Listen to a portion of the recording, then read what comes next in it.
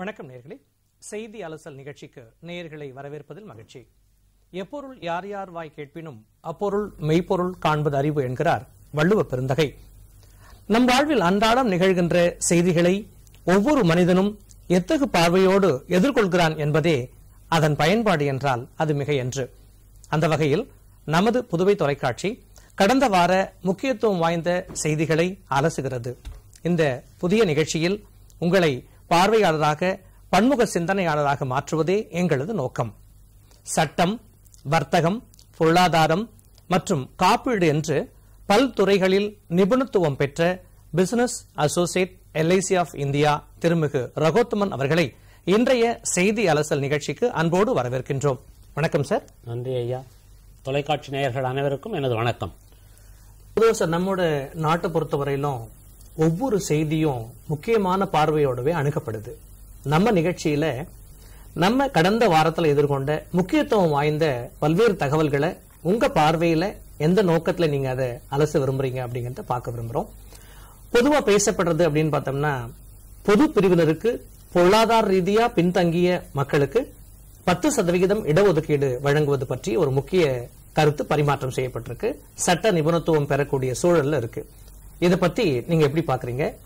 இத்தனை ஆண்டுகளுக்கு பிறகு இந்த மாற்றம் ஏற்பட்டிருக்க காரணம் என்ன? அதை பத்தி சொல்லுங்க சார். இந்திய அரசியலமைப்பு சட்டம் இயற்றி சுமார் 70 வருடங்கள் ஆகிறது. இக்காலகட்டத்தில் நாம் பின்தங்கிய பிரிவினர் என சொல்லப்படும் பல்வேறு most backward classes, scheduled cases, minorities, அந்த மாதிரி இருக்கிற பல்வேறு பிரிவினர்களை அரசாங்கம் கைதூக்கி விட்டு இருக்கு. அதே நேரத்தில் அரசாங்கத்தினுடைய பொறுப்பு அனைத்து சமுதாயத்துக்கும் கைதூக்கி விடுற மாதிரி இருக்கணும்னு அரசாங்கம் நினைக்கிறதுனால வேற எந்த பிரிவினருக்கும் பாதிப்பு வராம ரிசர்வேஷன் போக மிச்சம் இருக்கிற அந்த கோட்டாவிலிருந்து இந்த எக்கனாமிக்கலி வீக்கர் செக்ஷன்ஸ் அப்படின்னு சொல்லக்கூடிய பொது பிரிவினருக்கு 10% இடஒதுக்கீட்டை அரசியலமைப்பு சட்டம் 103வது சட்ட திருத்தத்தின் மூலமாக மத்திய அரசு சமீபத்தில் செய்துள்ளது. இத்திட்டத்தின் மூலம் இதுவரைக்கும் ரிசர்வேஷன்ல பங்கு பெறாத மற்ற எக்கனாமிக்கலி வீக்கர் செக்ஷன்ஸ் பீப்புள் 8 லட்சம் வருமானத்துக்கு கீழே உள்ளவங்க, அவங்க குடும்ப வருமானம் 8 லட்சத்துக்கு கீழே இருக்கணும், அவங்க எல்லாரும் இதன் மூலமாக பயன்பெற முடியும். இப்போ இந்த திட்டத்தோட அடுத்த அணுகுமுறை என்னென்ன மாற்றங்களையும் என்னென்ன நன்மைகளையும் உருவாக்கணும் நீங்க எதிர்பார்க்கறீங்க? இந்த கொண்டு வந்த சமீப காலத்து மாற்றம் அந்தந்த மாநில அரசனுடைய உரிமைகளுக்கு உட்பட்டது. ஒரு மாநில அரசு இந்த 10% ரிசர்வேஷனை நான் இம்ப்ளிமெண்ட் பண்ண மாட்டேன் அப்படின்னு முடிவு பண்ணாங்கன்னா அது அவங்களுடைய முழு உரிமையாகும். இதை மத்திய அரசு கட்டாயப்படுத்த முடியாது. ஆனா மத்திய அரசு நிறுவனங்கள்ல உதாரணமாக IIT, ரீஜனல் இன்ஜினியரிங் காலேஜ்னு சொல்லக்கூடிய NIT, இந்த மாதிரி நிறுவனங்கள்ல அவங்க இதை முழுசாக ஆல் ஓவர் இந்தியா இதை இம்ப்ளிமெண்ட் பண்றாங்க. இதனால எக்கனாமிக்கலி வீக்கர் செக்ஷன்ஸ் சொல்லக்கூடிய செக்ஷன்ஸ்லேருந்து வரக்கூடிய பசங்க படிக்க முடியாம இருந்தவங்க இதனால பெரிய அளவுல பலனடைவாங்க. எப்படி மற்ற கம்யூனிட்டிஸ் ரிசர்வேஷன் பெனிஃபிட்னால நிறைய வீக்கர் செக்ஷன்ஸ் சொல்லக்கூடிய மற்ற சமுதாயங்கள்ல இவ்வளவு நாளா பெனிஃபிட் ஆனாங்களோ, இப்போ எக்கனாமிக்கலி வீக்கர் செக்ஷன்ஸ்லேருந்தும் பெனிஃபிட் ஆக போறாங்க. இது ஒரு அஃபர்மேட்டிவ் ஆக்ஷன். அரசாங்கம் ஒரு செக்ஷனை இன்னும் நலிவடையாம தடுக்கிறதுக்காக கை தூக்கி விடுற ஒரு முயற்சி, பாராட்டத்தக்க முயற்சி. நிச்சயமா சார். 10% இடஒதுக்கீட்டு பார்வை வித்தியாசமாகவே பார்க்கப்பட்டிருக்கு. நேயர்களும் இதை தன் புரிதலுக்கு உட்படுத்திருப்பாங்கன்னு நாம நம்பலாம். பொதுவா நம்ம பிரதம மந்திரி அவர்கள் டிஜிட்டல் இந்தியா அப்படிங்கிற ஒரு புதிய திட்டத்தை கொண்டு வந்தாங்க. பொதுவா திட்டங்களை கொண்டு வருகின்ற பொழுது அதை பயன்படுத்துகின்ற வரவேற்பு தான் அந்த திட்டத்தினுடைய வெற்றியை அடிப்படையா அமையும். அவர் ஒரு இடத்துல ஒரு விழாவில் ஒரு பொருளை வாங்குகின்ற பொழுது தானே ஒரு ரூபே கார்டை கொடுத்து அந்த பயன்பாட்டு வெளிப்படுத்தி காட்டிருக்காரு. இந்த பார்வை உங்களோட பார்வையிலிருந்து எப்படி வித்தியாசப்படுது? இந்திய பொருளாதாரம் பெருமளவில் ஆர்கனைஸ்டு செக்டார் அப்படின்னு சொல்லக்கூடிய கணக்கில் வரக்கூடிய அளவுக்குள்ள பெருமளவு இருந்தா கூட பல்வேறு கமிஷன்ஸ் அண்ட் கமிட்டிஸ் கொடுத்த ரிப்போர்ட் பிரகாரம் பெருமளவு பணம் அரசாங்க கணக்கில் வராம போய்கிட்டு இருக்கு அப்படின்ற ஒரு உண்மையை அரசாங்கம் கண்டுபிடிச்சது. இந்த உண்மையை கண்டுபிடிச்சதுக்கு அப்புறம் மக்களுடைய பணம் வரி பணம் மக்களுக்கு போய் சேரணும், அது இடைத்தரகர்கள் கூட இருக்கக்கூடாது அப்படின்றதுக்காக இந்த டிஜிட்டலைசேஷன் இந்தியா அப்படின்ற ஒரு ப்ரோக்ராமை மத்திய அரசு சமீப காலங்களில் பெருமளவில் இம்ப்ளிமெண்ட் பண்ண ஆரம்பிச்சிருக்காங்க. இதன் மூலம் பல்வேறு திட்டங்கள் வெளிவந்துகிட்டு இருக்கு. இந்த டிஜிட்டலைசேஷன் மூலமாக அதன் மூலமாக வந்த ஒரு ப்ரோக்ராம் தான் இந்த ரூபே திட்டம். இந்த ரூபேன்றது நம்ம எல்லாருமே நம்ம காமன் மேன் எல்லாரும் வாழ்க்கையில பயன்படுத்துற visa card, master card, American express card, இந்த மாதிரி யூஸ் பண்ற வெளிநாட்டை சார்ந்த கம்பெனிகள் யூஸ் பண்ற கார்டு மாதிரி இல்லாம இந்தியாவிலேயே நாமளே நம்மளுடைய அரசே கொண்டு வந்த ரூபே கார்டு இது. இந்த கார்டு மூலமாக இந்தியர்களுக்கு பல்வேறு பெனிஃபிட் வந்திருக்கு. இதை ஒரு உதாரண புருஷனாக தானே இருந்து இதை பண்ணணும்ன்றதுக்கோசரம் வைப்ரண்ட் குஜராத் அப்படின்னு நடக்கக்கூடிய ஒரு சப்மிட்ல மோடி நம்மளுடைய பிரதமர் அவர்கள் அங்க விசிட் பண்ணும்போது அவரே தன்னுடைய இந்த ரூபே கார்டை யூஸ் பண்ணி ஒரு உதாரணமாக இருந்து இதை எப்படி பண்ணணும்ன்றத காமிச்சிருக்காரு. காதி அண்ட் வில்லேஜ் இண்டஸ்ட்ரீஸ் போர்டுன்னு சொல்லக்கூடிய அந்த நிறுவனத்துல, அரசு நிறுவனத்துல இந்த கார்டை யூஸ் பண்ணி தன்னுடைய கோட்டை வாங்கி அவர் ஒரு முன்னுதாரணமாக எல்லாருக்கும் திகழ்ந்துகிட்டு இருக்காரு. இதனுடைய நன்மைகளை பத்தி நம்ம இன்னும் விரிவாக பார்க்கலாம்.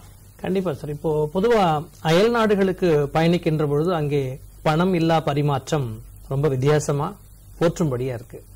காரணம் அந்த நாட்டோட பண பரிமாற்றத்தில் ஏற்பட்டிருக்கின்ற மாறுபட்ட அணுகுமுறை. நமது நாட்டில் இந்த மாதிரியான திட்டங்கள் பல்வேறு விதத்தில் இருந்தாலும், ஃபார் எக்ஸாம்பிள் ஒரு கிரெடிட் கார்டு, அந்த கார்டு மூலமா பொருளை வாங்குவது என்கின்ற திட்டங்கள் இருந்தாலும் அதுல மாறுபட்ட பாதிப்புகளையும் மக்கள் எதிர்கொண்டாங்க. அந்த மாதிரியான சூழல் இருந்து இப்ப டிஜிட்டல் இந்தியா சிஸ்டம் வந்த பிறகு என்னென்ன மாற்றங்கள் ஏற்பட்டிருக்கு, அதை நீங்க எப்படி பாக்குறீங்க? டிஜிட்டல் இந்தியான்ற சிஸ்டம் மூலமாக பெரும்பாலான இந்தியாவில் நடந்துகிட்டு இருந்த பண பரிவர்த்தனைகள் பூராகவே கணக்கில் வரக்கூடிய மாதிரி கார்டு சிஸ்டம் மூலமாகவும் செக் சிஸ்டம் மூலமாகவும் முழுக்க ஓட்டைகள், சட்டத்தில் இருந்த ஓட்டைகள் பெருமளவில் அடைக்கப்பட்டிருக்கு. அதனால நம்மளுடைய அரசாங்கத்தினுடைய வருமானம் பெரிய அளவில் சுமார் 40% direct taxes and indirect taxes சொல்லக்கூடிய எல்லா டாக்ஸஸ் மூலமாகவும் அரசனுடைய வருமானம் பெருசா இன்க்ரீஸ் ஆயிருக்கு. அது இன்க்ரீஸ் ஆனதுனால்தான் கடன் சுமையிலேருந்து நம்மளுடைய அரசாங்கங்கள் கொஞ்சம் குறைந்து வளர்ச்சி திட்டங்களை பயன்படுத்த முடிஞ்சிருக்கு. இதுக்கு பெருமளவு காரணங்கள் இந்த டிஜிட்டலைசேஷன். இந்த டிஜிட்டலைசேஷன்ல ரூபே கார்டுன்னு சொல்லிட்டு ஒரு சிஸ்டம் கொண்டு வந்திருக்கோம். அது அந்த ரூபே கார்டு யாரெல்லாம் விசா கார்டோ மாஸ்டர் கார்டோ யூஸ் பண்ணாம இந்த ரூபே கார்டு யூஸ் பண்றாங்களோ அவங்களுக்கு சார்ஜஸ் அதுல இருக்கிறத விட 1/3 பெரிய அளவுல கம்மியா இருக்கு. மாசம் வசூலிக்கக்கூடிய சார்ஜஸ்.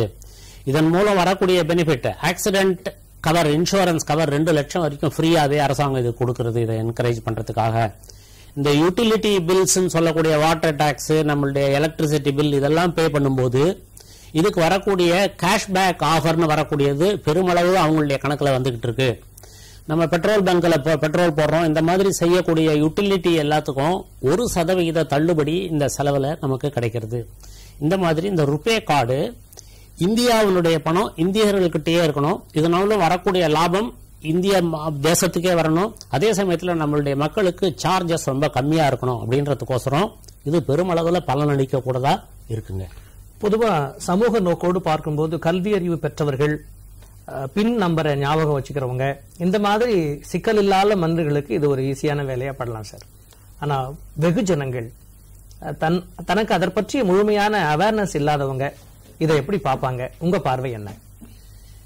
இந்த தேசத்துல இது பாமரர்கள் நிறைந்த தேசம் அப்படின்னு சொன்னாங்க. ஆனா படிக்காதவர்கள் தான் இந்த தேசத்துல அதிகமாக ஓட்டு போட்டு நம்முடைய ஜனநாயகத்தை வெற்றி பெற வச்சிருக்காங்க. அதே மாதிரி நம்ம படிக்காத மக்கள்னு சொல்லக்கூடிய அந்த மக்கள் கூட இந்த ரூபே கார்டையும் மற்ற ஃபெசிலிட்டிஸ் டிஜிட்டலைசேஷனையும் பெரு அளவில் யூஸ் பண்ண ஆரம்பிச்சிருக்காங்க. இது அரசாங்கத்தினுடைய முயற்சிக்கு கிடைச்ச பெரிய வெற்றி. அதே நேரத்தில் எந்த ஒரு மாற்றத்தையும் உடனடியாக ஒரே இரவுக்குள்ள கொண்டு வந்துட முடியாதுன்றத அரசாங்கம் தெரிஞ்சிருக்கு. அதற்காக தான் அரசாங்கம் பல்வேறு தொலைக்காட்சி நிகழ்ச்சிகள்லையும் இந்த மாதிரி நடக்கக்கூடிய இண்டிவிஜுவல் டிஸ்கஷன்ஸ்லையும் இந்த ப்ரோக்ராமை பெரிய அளவில் பாப்புலரைஸ் பண்ணணும்னு பார்க்குறாங்க.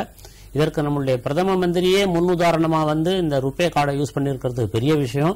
இந்த மாதிரி அரசாங்கம் மக்களுடைய சஜஷன்ஸை கேட்டு மை கவர்மெண்ட் .in அப்படின்ற ப்ரோக்ராம்ல நம்மளுடைய ஒவ்வொரு சிட்டிசனும் தன்னுடைய ஐடியாஸை நம்மளுடைய கவர்மெண்ட் ஆஃப் இந்தியா கூட ஷேர் பண்ணிக்க முடியும் அப்படின்னு சொல்லிட்டு ஒரு பெரிய அளவில் இனிஷியேட்டிவ் நடந்துட்டு இருக்கு.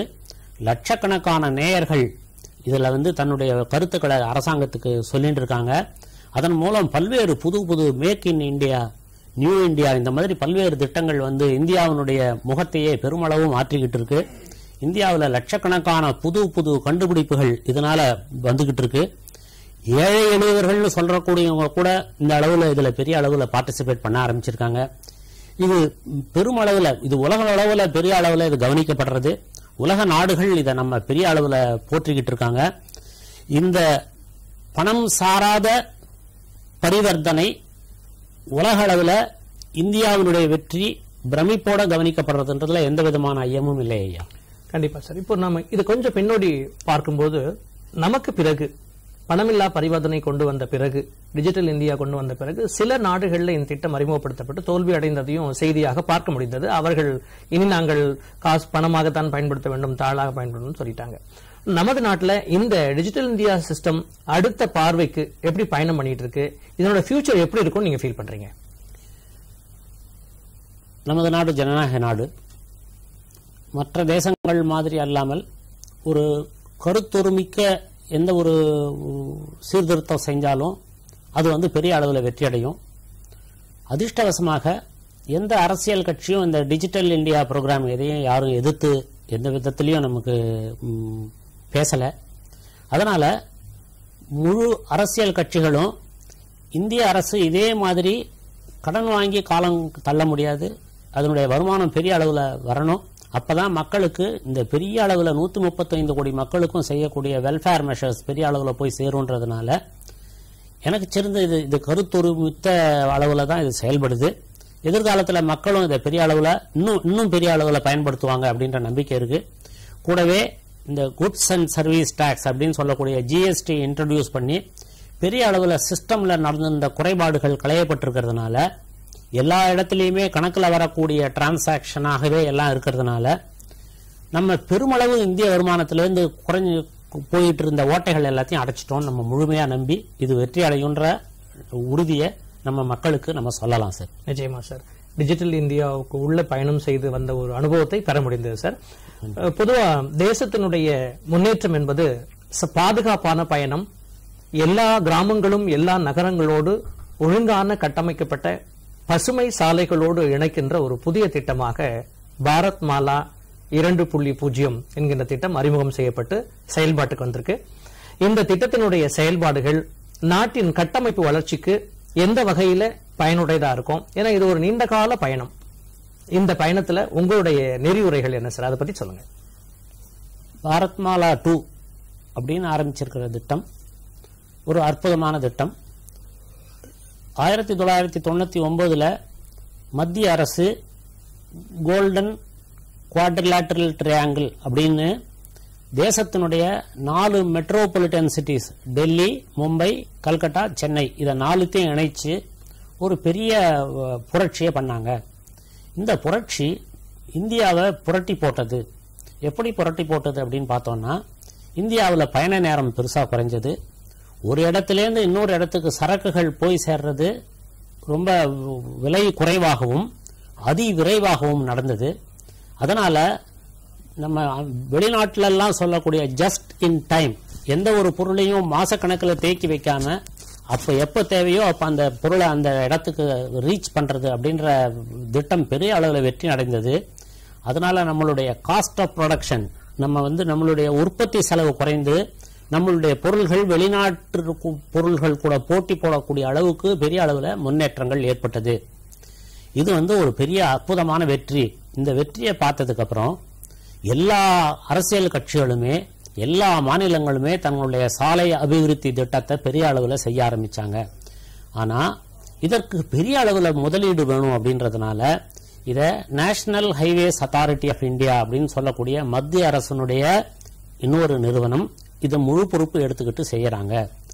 இந்த பாரத் மாலான்றது பாரத மாலை அப்படின்னு சொல்ற மாதிரி பாரதத்தை முழுக்க ஒரு மாலை மாதிரி ரோடு மூலமாக இணைக்கக்கூடிய ஒரு திட்டம்.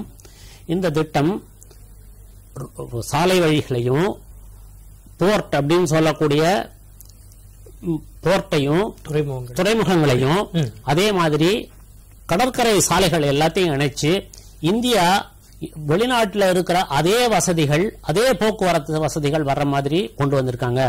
அதனால இப்போ நம்மளுடைய உற்பத்தி இடத்திலிருந்து நம்மளுடைய வெளிநாட்டுக்கு எக்ஸ்போர்ட் துறைமுகங்களுக்கு நம்மளுடைய பொருள் எல்லாமே சுலபமாக சீக்கிரமா போய் சேரும். அதே மாதிரி நம்மளுடைய இறக்குமதியும் சீக்கிரமாக வந்து சேரும். நம்மளுடைய பயண நேரம் குறையும், நம்மளுடைய காஸ்ட் ஆஃப் ப்ரொடக்ஷன் பெரிய அளவில் குறையும். இது ஒரு அற்புதமான திட்டம். இந்த திட்டம் பல்வேறு நகரங்கள், உதாரணமாக பெங்களூர் புனே சுமார் 700 கிலோமீட்டர், இதை வந்து பசுமை வழிச்சாலையில இணைக்க போறாங்க.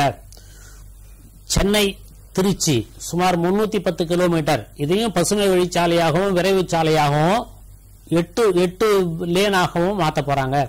இந்த மாதிரி பல்வேறு நகரங்கள் இந்தியாவில் இருக்கிற நார்த் ஈஸ்ட்ல இருந்து எல்லா நகரங்களையும் இதே மாதிரி இணைக்கிறதுனால இந்த பொருளாதார பயன்பாடும், இதன் மூலம் மக்களுக்கு வரக்கூடிய வேலை வாய்ப்பும், இதன் மூலம் லாஜிஸ்டிக்ஸ் அப்படின்னு சொல்லக்கூடிய ஒரு இடத்துல இருந்து இன்னொரு இடத்துக்கு பொருளை எடுத்துன்னு போற நேரமும் குறையும். அப்படின்றதுனால இந்தியா பெருமளவில் பலனடைந்து நம்மளுடைய மக்கள் வெளிநாட்டை கம்பேர் பண்ணக்கூடிய சூழ்நிலைகள்லாம் அவாய்டு பண்ணி இன்னைக்கு நம்மளுடைய வளர்ச்சி பிரமாதமா இருக்கும் அப்படின்றதுல ஐயமில்லை.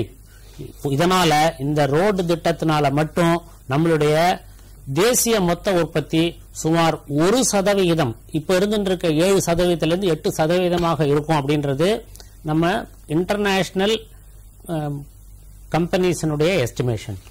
பொதுவாக சார், இந்த மாதிரியான சாலை கட்டமைப்பு வசதிகள் மேம்படுத்துகின்ற பொழுது இயற்கை பாதிப்புகளையும் எதிர்கொள்ள வேண்டியிருக்கு. வயல்கள் பாதிப்பு, மரங்கள் பாதிப்பு, மலை போன்ற இயற்கை பேர் பாதிப்பையும் எதிர்கொள்ள வேண்டியிருக்கு. இந்த சிக்கல்களை வந்து பொதுவாகவே நாம தாங்கிக் கொள்ளுகின்ற மனோபாவத்தோடு இருந்தாலும் கூட அது இயற்கைக்கு முரணானப்படுது.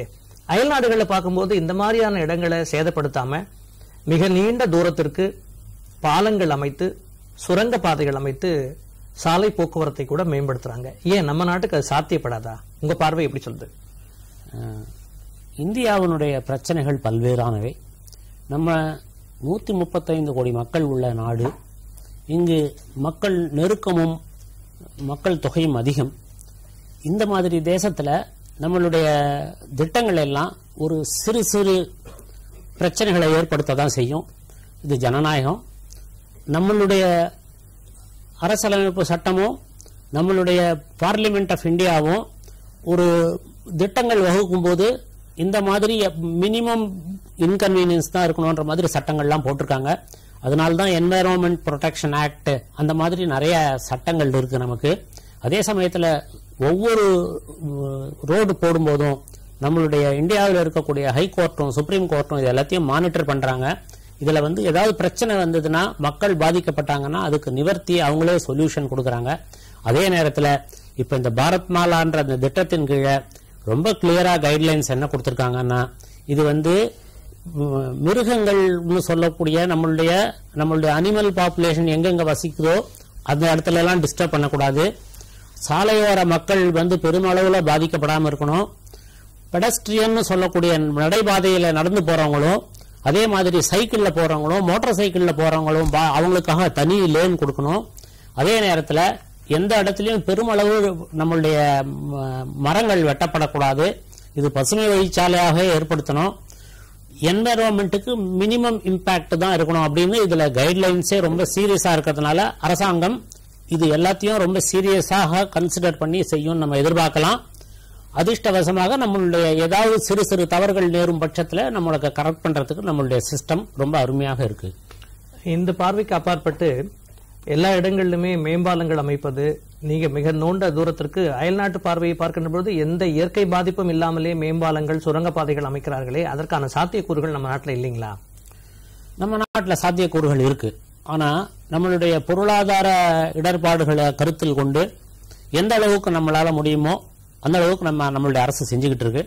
நம்மளுடைய இந்த கோல்டன் குவாட்ரிலேட்டரல் ட்ரையாங்கிள் அப்படின்ற பாதையை பார்த்தீங்கன்னா எல்லா இடத்துலையும் டிராவல் பண்ணி பார்க்கறவங்களுக்கு தெரியும். எல்லா இடத்துலயும் மேம்பாலம் வந்திருக்கு, எல்லா இடத்துலயும் சுரங்க பாதைகள் வந்திருக்கு. அந்த மாதிரி பாதைகள் இப்ப சொல்லக்கூடிய இந்த பாரத் மாலா சிஸ்டத்துல கண்டிப்பாக வருது.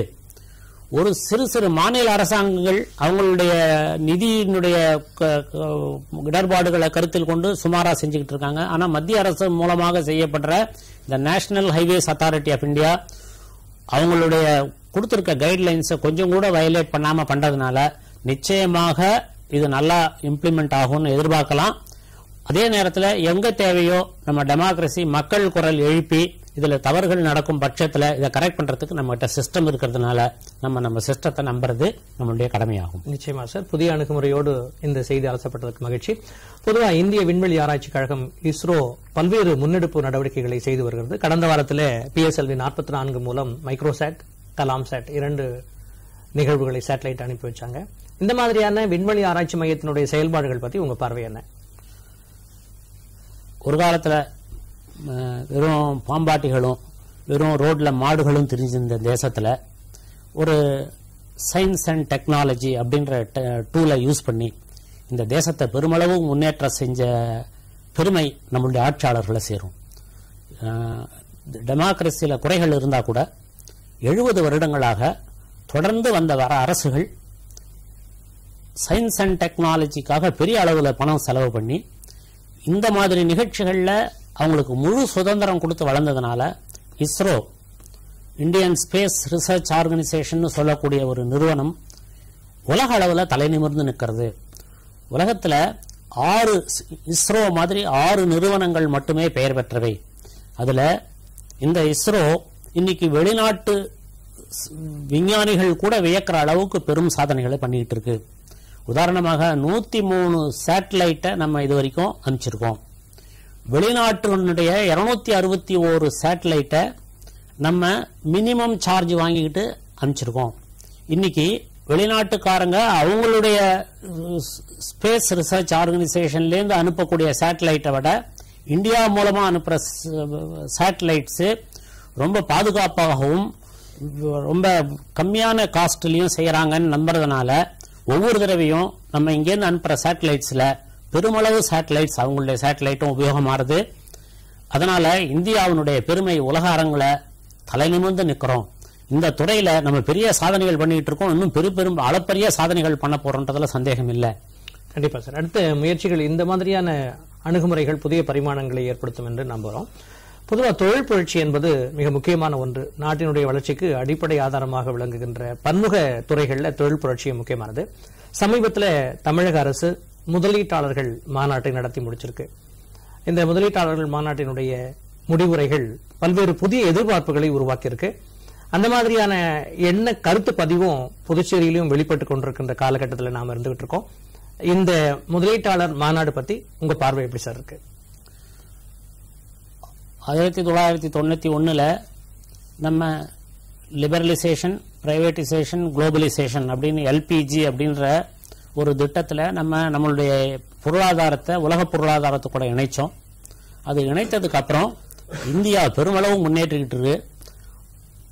1991 வரைக்கும் 4% GDP அப்படின்னு சொல்லக்கூடிய வளர்ச்சியில மட்டுமே இருந்த நாம இன்னைக்கு 7, 8, 9% வளர்ச்சியை காண்ற அளவுக்கு நம்ம முன்னேறி இருக்கோம். இதுக்கு முழு காரணமே நம்மளுடைய அரசாங்கம் தொலைநோக்கு பார்வையில் எடுத்த பல்வேறு நடவடிக்கைகள். அதுல ஒரு நடவடிக்கை, அந்தந்த மாநில அரசுகளும் அவங்க தொழிலை அந்தந்த மாநிலத்துக்கு ஈர்க்கிறதுக்காக வெளிநாட்டுக்கு பயணம் செய்து அந்த வெளிநாட்டு தொழிலதிபர்கள் எல்லாரையும் இங்க இந்தியாவுக்கு அவங்கவுங்க மாநிலத்துக்கு கூட்டுக்கிட்டு வந்து அவங்க பெரிய அளவுல இந்த மாதிரி மாநாடுகள் நடத்தி முதலீடுகளை அட்ராக்ட் பண்ணணும் அப்படின்னு நினைச்சது. இந்தியாவினுடைய தேவைகளை பூர்த்தி செய்யறதுக்காக நம்மளுடைய ரிசோர்சஸ் இன்னைக்கு நம்ம வெளிநாட்டினுடைய ரிசோர்சஸ் நமக்கு தேவையா இருக்கு. இந்த குளோபலைஸ்டு ஏராவில் நம்ம வெளிநாட்டினுடைய முதலீடுகளை பெரிய அளவில் ஈர்க்கலைன்னா நமக்கு வெளிநாட்டினுடைய தொழில்நுட்பமும் கிடைக்காது. மல்டிநேஷனல் கம்பெனிஸ் சொல்லக்கூடிய பெருமளவு வேல்யூ ஆடட் சர்வீசஸ் கொடுக்கக்கூடிய, வேல்யூ ஆடட் ப்ராடக்ட்ஸ் கொடுக்கக்கூடிய கம்பெனியினுடைய பெனிஃபிட்டும் நமக்கு கிடைக்காது. அதனால ஒவ்வொரு மாநிலமும் இன்னைக்கு இந்தியாவில் போட்டி போட்டுக்கிட்டு, தமிழக அரசு மட்டும் இல்ல, சமீபத்தில் வைப்ரண்ட் குஜராத்னு ஒரு பெரிய ப்ரோக்ராம் குஜராத்தில் பண்ணியிருக்காங்க. தமிழ்நாடு அரசாங்கம் இப்ப சமீபத்தில் 23, 24 அன்று பெரிய அளவில் ப்ரோக்ராம் பண்ணாங்க. தமிழக முதலமைச்சர், துணை முதலமைச்சர் எல்லாருமே இதில் கலந்துக்கிட்டாங்க. இதன் மூலமாக தமிழ்நாட்டில் அளப்பரிய அளவில் பெரிய வெற்றி அடைஞ்சிருக்கு இந்த ப்ரோக்ராம். இந்த ப்ரோக்ராம்ல சுமார் 12,664 மெமோரண்டம் ஆஃப் அண்டர்ஸ்டாண்டிங் MOU அப்படின்னு சொல்லக்கூடிய புரிந்துணர்வு ஒப்பந்தங்கள் கையெழுத்தாயிருக்கு. இதன் மூலமாக சுமார் 3 லட்சம் கோடி ரூபாய் அளவுக்கு தமிழ்நாட்டில் முதலீடுகள் வர்றதுக்கு உறுதிமொழி கிடைச்சிருக்கு. இதன் மூலமாக இன்னும் பல பெனிஃபிட் வருது. நீங்க கேளுங்க, நான் சொல்றேன். பொதுவா புதுச்சேரியில தொழில் புரட்சி பல்வேறு நிலைப்பாடுகளை எதிர்கொண்டிருக்கு. நம்ம புதுச்சேரி மாநில பிரதேசத்துல 4-6 இடங்கள்ல தொழில் நிறுவனங்களுடைய இண்டஸ்ட்ரியல் எஸ்டேட் செயல்பட்டு இருக்கு சார். இப்போ என்னென்ன மாற்றங்கள் இதுல வரக்கூடிய வாய்ப்பு இருக்கு? நம்முடைய புதுச்சேரியினுடைய நிலைப்பாடு பத்தி சொல்லுங்க சார். புதுச்சேரி யூனியன் பிரதேசமா இருக்கிறதுனால வெகு நாட்களாக மத்திய அரசு பல்வேறு சலுகைகளை பாண்டிச்சேரிக்கு வழங்கி வந்தது. நம்மளுடைய தொழிற்சாலைகள் 6 தொழிற்பேட்டையிலும் பல்வேறு விதமான தொழில்கள் ஆல் ஓவர் இந்தியாவிலிருந்து நம்ம இங்க கொண்டு வர முடிஞ்சது. நம்மளுடைய புதிய அரசாங்கம் ஒரு கமிட்டி அப்பாயிண்ட் பண்ணி அவங்க பெரிய தொழில் கொள்கை, புது தொழில் கொள்கையை கொண்டு வந்திருக்காங்க. அதே நேரத்தில் நம்ம நம்மளுடைய என்விரான்மெண்ட், புதுவை மாநிலம் ரொம்ப சின்னதா இருக்கிறதுனால நம்மளுடைய என்விரான்மெண்ட் சொல்லக்கூடிய சுற்றுப்புற சூழல் பாதிக்காத அளவில் நமக்கு இண்டஸ்ட்ரிகள் வரணும். அதே நேரத்தில் நம்மளுடைய இளைஞர்களுக்கு வேலை வாய்ப்பும் கிடைக்கணும். அதற்காக medium and small scale industries சொல்லக்கூடிய சிறு குறு தொழில்களை நம்ம பெரிய அளவில் என்கரேஜ் பண்றோம். அதே நேரத்தில் நம்ம மாநிலம் டெக்னாலஜியும் இன்வெஸ்ட்மெண்ட்டும் இல்லாமல் இருக்க முடியாது. அதனால அடுத்த ஓரிரு மாதங்கள்ல புதுச்சேரி அரசு இதே மாதிரி தமிழ்நாடு அரசு பெரிய அளவில் தொழிற்கொள்கையை கொண்டு வந்து பெரிய மல்டிநேஷனல் கம்பெனிஸை கொண்டு வந்த மாதிரி இங்க நம்ம புதுவை அரசும் கொண்டு வரதுக்கு நம்மளுடைய மாண்புமிகு முதல்வரும் மற்ற அதிகாரிகளும் இடைவராது உழைச்சுக்கிட்டு வராங்க. இது பெரிய அளவில் இது பலனளிக்கும்னு சொல்லிட்டு நம்ம நம்பலாம். பொதுவா சார், இப்போ முதலீட்டாளர் மாநாடு நடந்த பிறகு அடுத்தடுத்த நிகழ்வுகள்ல சில தொய்வு இருக்கிற மாதிரியான பார்வையும் பார்க்கப்படுது. ஏன்னா எழுத்துப்பூர்வமாக நிகழ்ந்தாலும் செயல்பாட்டுக்கு வருகின்ற பொழுது இடைவெளி இருக்கிறதா பேசப்படுது. அதுல உங்களோட பார்வை என்ன சார்? இந்த MOU அப்படின்னு சொல்லக்கூடிய புரிந்துணர்வு ஒப்பந்தங்கள் இது ஒரு கமிட்மெண்ட். பெரும்பாலான ஒப்பந்தங்கள் நமக்கு பலனளிக்கக்கூடிய மாதிரி செயல்பாட்டுக்கு வந்துடுது. எப்பயுமே நல்ல ஜனங்க நினைக்கிறாங்க, இன்னைக்கு ஒரு புரிந்துணர்வு ஒப்பந்தம் என்டர் பண்ணிக்கிட்டோம்னா மறாவது நாளே அடுத்த மாசத்துல ஒரு ஃபியூ மந்த்ஸுக்குள்ள இந்த இண்டஸ்ட்ரி வந்துடும். இல்லை, நம்ம தேசம் பெரிய தேசம். நம்மளுடைய சட்டத்திட்டங்கள் ரொம்ப மக்களுடைய நீண்ட தொலைவுக்காக போடப்பட்டவை. அந்த சட்டத்திட்டங்களை மீறாம நம்ம இங்க தொழில் ஆரம்பிக்கணும்னா அதுக்கு கொஞ்சம் சிக்கலான சூழ்நிலை இருந்தது. அதற்காக தான் மத்திய அரசு பிளான் பண்ணி இந்த 3-4 வருஷங்கள்ல நம்ம தொழில் ஆரம்பிக்கிறதுல உலக அளவில் 123வது ரேங்க்ல இருந்தோம். இப்போ நம்ம கிட்ட இருந்த தடைகளை கொஞ்சம் கொஞ்சமா விலக்கினதுனால 123வது பிளேஸ்ல இருந்து 50வது இடத்துக்கு நம்ம வந்திருக்கோம். இதற்கு மத்திய அரசாங்கத்துக்கும் மாநில அரசாங்கங்களுக்கும் நம்ம பெரிய அளவில் நன்றி சொல்லணும். மக்கள் பிரச்சனைகளை பார்க்கறாங்க. ஆனா எவ்வளவு கஷ்டப்பட்டு இந்த மாதிரி 50வது பிளேஸுக்கு கொண்டு வந்திருக்கிறது பெரிய அளவில் பாராட்டப்பட வேண்டிய பெரிய ஒரு முயற்சி. பிரதமர் இன்னைக்கு கூறியிருக்கிற உறுதிமொழி 50வது இடத்திலேருந்து அடுத்த ஒரு வருஷத்துக்குள்ள 25வது இடத்துக்கு தொழில் செய்யக்கூடியதை ரொம்ப சுலபமாக்கும் அப்படின்னு சொல்லியிருக்காரு. இந்த மாதிரி தொழில் முறையை சுலபமாக்குறதுக்கு நம்மளுடைய சட்டத்திட்டங்கள் சுலபமாகும் போது இன்னைக்கு செஞ்சுக்கிட்டு இருக்க புரிந்துணர்வு ஒப்பந்தங்கள்ல பெரும்பாலான புரிந்துணர்வு ஒப்பந்தங்கள் தொய்வில்லாம நிறைவேற்றப்படும் நம்பலாம். எதிர்காலத்தில் இது இன்னும் பெருமளவுல அதிகரிக்கும்னு நம்ம நம்பலாம். இந்த செய்தி அலசல் நிகழ்ச்சியில பங்கேற்று புதிய பரிமாணங்களோடு கருத்துக்களை பதிவு செய்தமைக்கு நிகழ்ச்சியின் சார்பிலும் நிலையத்தின் சார்பிலும் நன்றியை கோரி விடைபெறுகிறோம். நன்றி, வணக்கம் சார். வணக்கம் ஐயா. அனைத்து தொலைக்காட்சி நேயர்களுக்கும் என்னுடைய மனமார்ந்த நன்றி.